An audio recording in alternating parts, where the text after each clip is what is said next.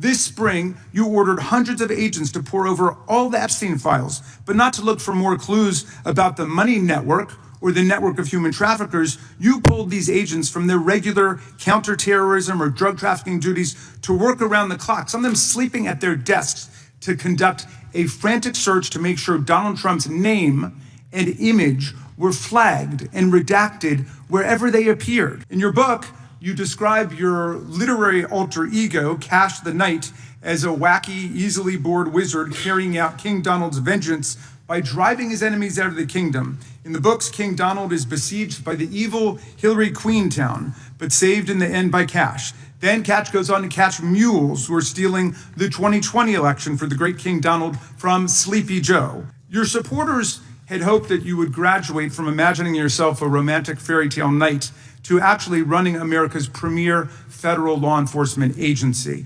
Raskin didn't simply criticize Kash Patel for incompetence. He painted a picture of an FBI director whose entire identity is built around serving Donald Trump's political retribution campaign instead of serving the American people. Welcome, Director Patel. You and I have not had the opportunity to meet, and alas, you failed to respond to the 8 oversight letters I've sent you over the last 7 months.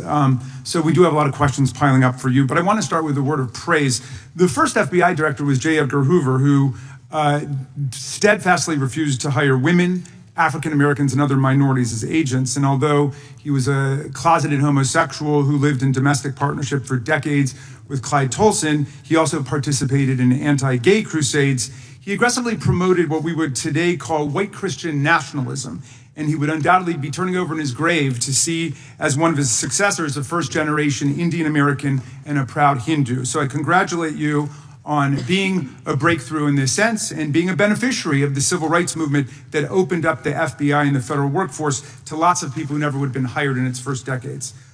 Alas, you share J. Edgar Hoover's dangerous obsession with blind loyalty over professionalism and effective public policy.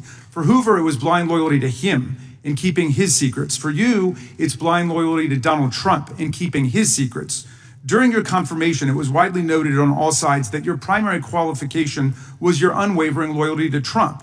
Unlike other directors, you had no work experience at the FBI, but you had made over 1,000 media and political appearances in support of Trump's campaign. Your Senate confirmation vote was 51-49, the closest in history, with your opponents warning you were not qualified and had no interest in actually developing the qualifications for the job.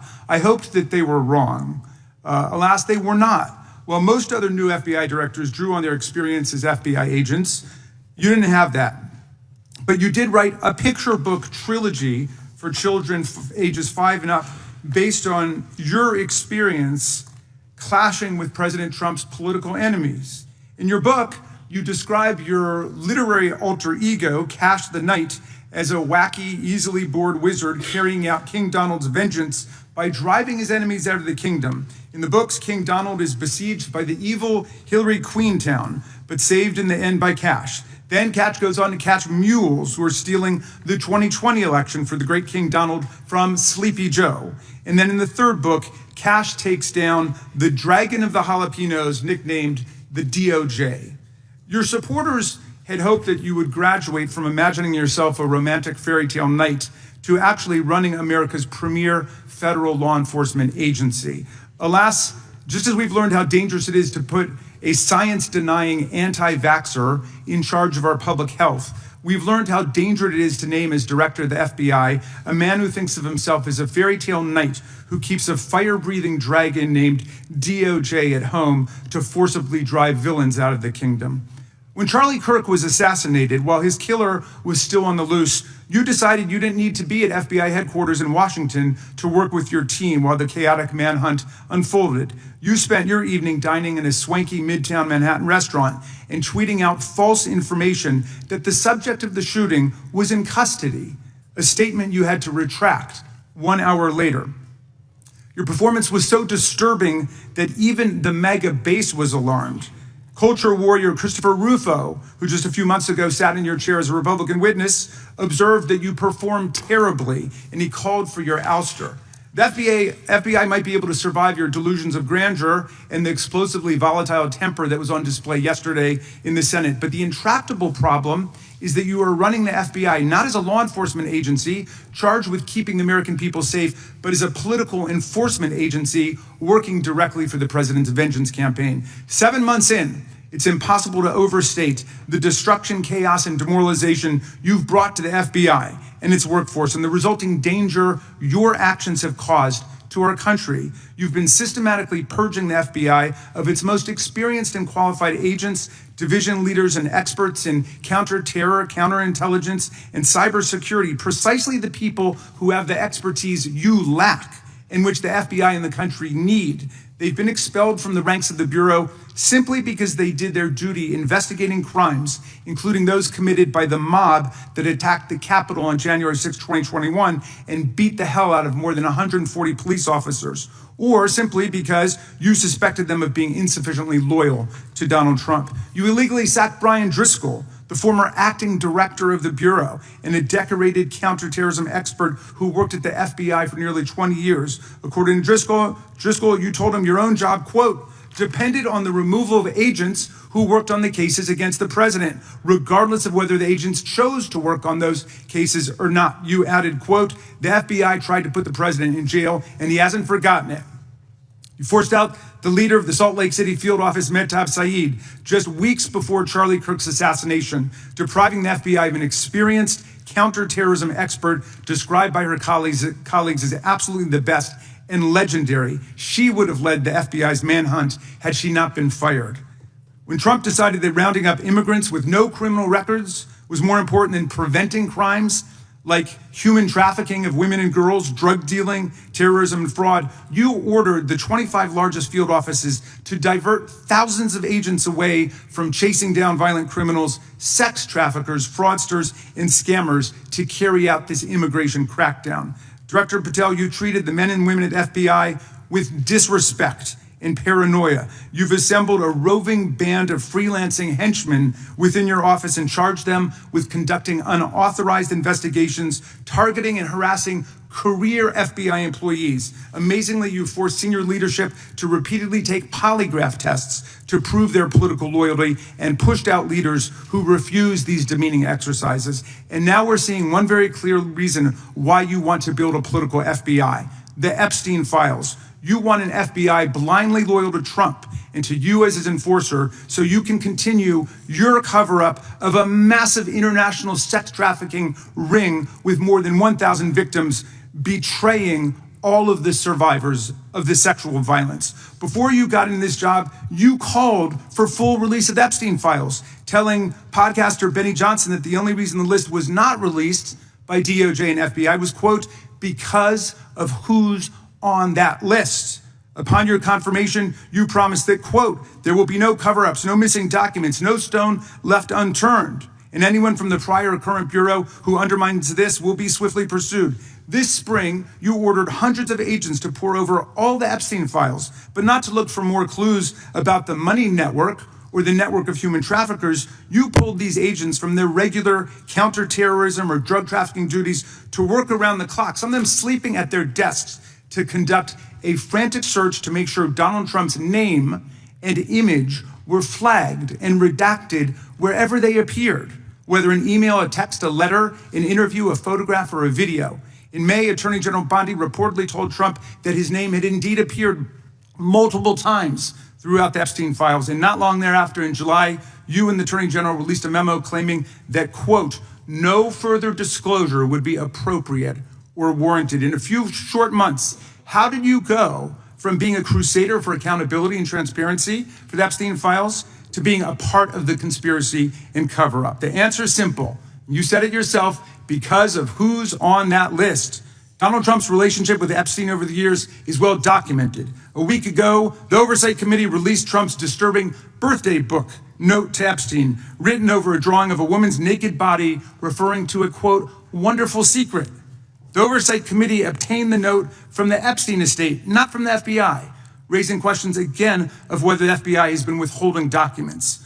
While you're unleashing the FBI, to cater to Trump's desire to shut down the Epstein inquiry. The first 9 months of the Trump presidency have seen a spate of political violence and domestic terror events. We saw deadly attacks on political figures on both the left and the right. The brutal assassination of Minnesota Democratic House Speaker Melissa Hortman and her husband, and the attempted murder of Democratic State Senator John Hoffman and his wife, who miraculously survived a combined 17 gunshots. We saw an arsonist set Pennsylvania Governor Josh Shapiro's residence on fire. And of course, last week, we saw the horrific, cold-blooded assassination of Charlie Kirk in Utah that has shaken the nation.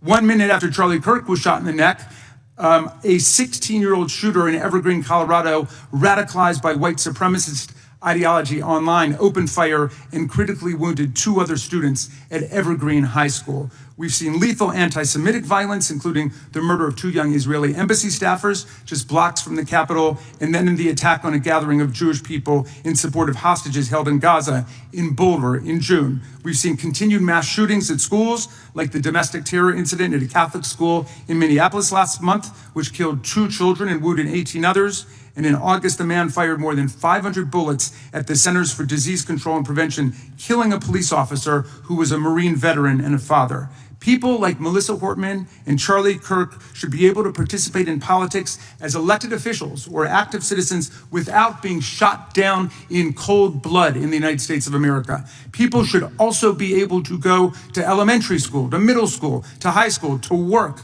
to the mall, and to church without being shot down in explosions of gun violence. The important position at the FBI requires a leader who puts public safety and national security and the rule of law first.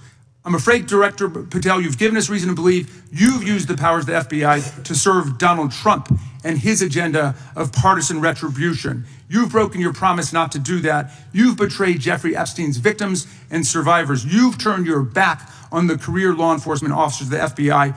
And as a result, you've left all of us less safe than before. Mr. Chairman, I yield back. What you just heard from Congressman Jamie Raskin wasn't just a fiery opening statement. It was a roadmap of what is at stake when political loyalty is placed above the rule of law. Let's break this down. The FBI is supposed to be the nation's premier law enforcement agency, nonpartisan, professional, and focused on protecting the country from terrorism, organized crime, cyber attacks, and corruption. But Raskin reminded everyone that Patel came into the job with no FBI experience, no law enforcement track record, and instead with a resume defined by partisan loyalty and media appearances defending Trump. This is not a small detail. It's the foundation of why the FBI under Patel looks less like an independent agency and more like a personal enforcement arm of one man. Raskin cleverly contrasted Patel with J. Edgar Hoover. Now, Hoover was deeply flawed, riddled with racism, homophobia, and authoritarian tendencies, but he was obsessed with loyalty to himself and the preservation of his own power. Patel, Raskin argued, mirrors that dangerous obsession, except his loyalty isn't to the institution or to America, it's to Trump. That parallel is chilling because it reminds us of how damaging blind loyalty can be when it replaces professionalism and accountability. The absurdity deepens when you realize Patel is not just an inexperienced leader. He also indulged in writing children's books where he casts himself as a knight protecting King Donald. Raskin highlighted that not to mock literature, but to expose the mindset. Patel doesn't see himself as a guardian of justice. He sees himself as a character in Trump's personal mythology, someone whose job is to punish enemies and shield his king. And when crises actually struck, like the assassination of political figures or mass shootings, what did Patel do? According to Raskin, he was absent, misinformed, and reckless, even tweeting out false claims during an ongoing manhunt. Think about how dangerous that is. The FBI director, the person we count on in moments of national emergency, spreading misinformation in real time. But the most explosive part of Raskin's remarks was about the Epstein files. Remember, before Patel took over, he was loudly demanding the full release of those files, insisting that the public deserved transparency. Once in power, however, his stance flipped. Raskin accused Patel of mobilizing hundreds of agents, not to chase traffickers or protect victims, but to scrub Trump's name from documents. If true, that's not just hypocrisy. It's obstruction, it's betrayal of Epstein's victims, and it's the very definition of politicizing law enforcement. Then there's the purging of experienced FBI agents. Raskin laid out how career professionals in counterterrorism, counterintelligence, and cybersecurity, the people who know how to keep Americans safe, were forced out because they weren't loyal enough to Trump. This is devastating because it means that expertise is being replaced with paranoia and political litmus tests. A law enforcement agency cannot function if its people are constantly afraid of being fired for doing their jobs. Now think about the wider context. While Patel was focused on pleasing Trump, political violence has been escalating. Democratic officials assassinated, synagogues and schools attacked, mass shootings becoming almost weekly events. The FBI director's job in this climate is supposed to be laser-focused on protecting the public. Instead, Patel is fixated on silencing Trump's critics and rewriting files. That's not just mismanagement, it's endangering lives. Raskin's commentary is powerful because it connects all the dots. This isn't about one man making bad choices. It's about the transformation of a critical American institution into a partisan weapon. It's about why qualifications, experience, and independence matter in positions of power. And it's about the real-world consequences when politics trumps public safety. People die, communities lose trust, and the nation grows less secure. This is where we as citizens need to pay attention. The FBI should not serve any president. It should serve the Constitution and the people. If the accusations Raskin laid out are even half true, Patel's leadership represents a fundamental betrayal of that mission. So here's the call to action. Don't let the noise drown out the substance. Watch closely. Read beyond the headlines and understand that our democracy depends on keeping institutions independent from partisan capture. If you believe that law enforcement should serve justice, not politicians, then raise your voice, demand oversight, and hold leaders accountable. Because at the end of the day, as Raskin reminded us, this isn't about left or right. It's about whether America has the courage to defend the rule of law against those who would turn it into a weapon of loyalty and revenge.